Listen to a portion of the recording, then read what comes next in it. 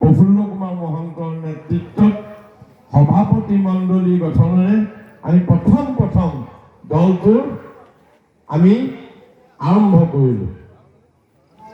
আৰু পিছদিনা 15 অক্টোবৰৰ দিনা গণশিল্পী সূৰ্য দাস ডাঙৰীয়াই অসম গণ পৰিষদ তোমাক চিৰ নমস্কাৰ এই গীতটোৰ সৈতে সমগ্ৰ গোলাঘাটৰ সেই মুকলি সভাত বহুত মানুহ প্ৰায় 1 লাখৰ ওপৰত মানুহ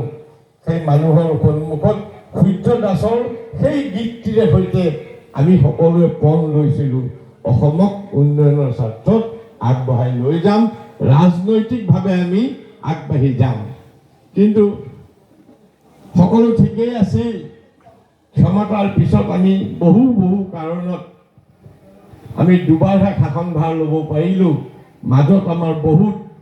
প্ৰতিবন্ধকতা আমাৰ গ'ল আমি নিজৰ ভিতৰতে কিছু কাজিয়াও কৰিলোঁ ফলত দলটোৰ ৰাইজে প্ৰত্যাখ্যান কৰিলে পৰৱৰ্তী পৰ্যায়ত আমি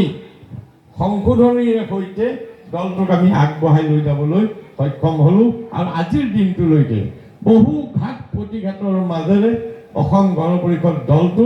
আগুৱাই গৈ আছে আৰু এতিয়া বৰ্তমান পৰ্যায়ত আমাৰ সভাপতি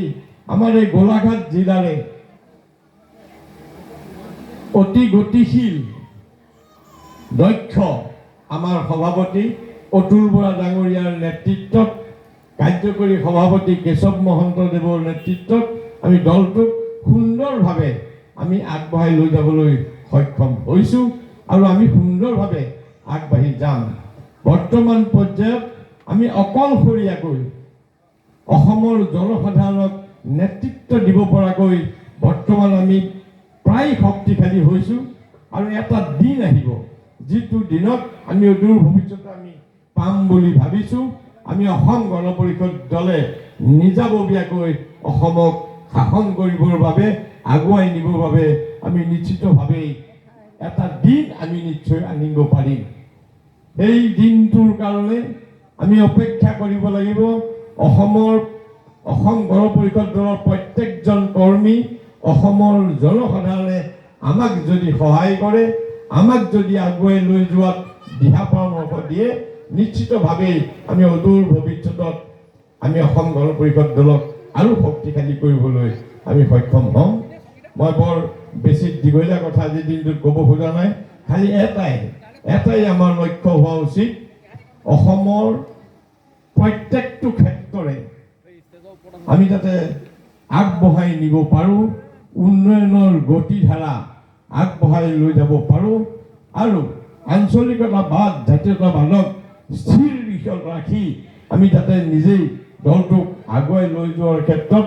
দলীয় সতীৰ্থৰ লগতে অসমৰ জনসাধাৰণে আমাক যদি সহায় কৰে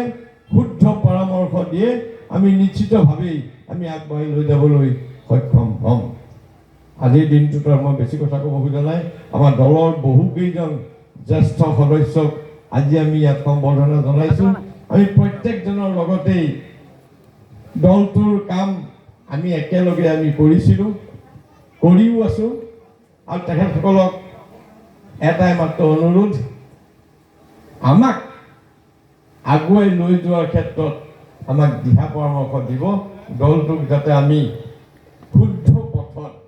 ধুনীয়াকৈ আগবঢ়াই লৈ যাব পাৰোঁ অসমৰ ৰাইজক আমি নেতৃত্ব দিব পাৰোঁ সেই কামনাৰে সকলোৰে পৰা আশীৰ্বাদ বিচাৰি মই অসম গণ পৰিষদ দলটোৰ ভৱিষ্যত অতি উজ্জ্বল কামনা কৰি মই সামৰণি মাৰিছোঁ ধন্যবাদ